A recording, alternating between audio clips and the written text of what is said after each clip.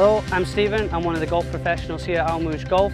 Today in the Academy Tip we're going to talk to you about hitting pitch shots with a nice high level of spin. It's a very common question that we get asked all the time by our members and guests, is how do we get the ball to spin more and stop it quicker on the green? There's many things that we have to consider when we're talking about how to get the ball to spin more.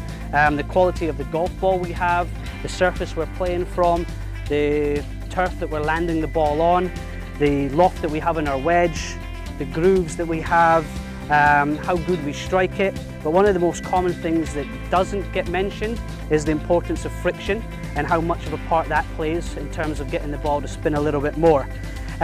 People, when they try and get the ball to spin more, they will typically try and hit it harder and they'll hit down into it more. The problem with hitting down into it more, we're typically going to have a lot more ground getting taken. There's going to be a lot more debris between the club face and the ball, and we're going to lose a lot of friction. If that friction drops, we're not going to have as high a level of spin. So to hit a good quality pitch where we can get the ball to spin quite well, we want to have interaction with the ground, but we don't want to have a deep, steep interaction with the ground. So when you're hitting your pitches, you want to try and keep the ball relatively central. You want to then make your swing where you're able to use the bounce on the club to interact with the ground, making sure that you can get contact to the ground, but not a big deep divot. It's just subtle contact to the ground like that. So we're catching the ball what you would deem a little bit cleaner than normal. And then from there, you can go ahead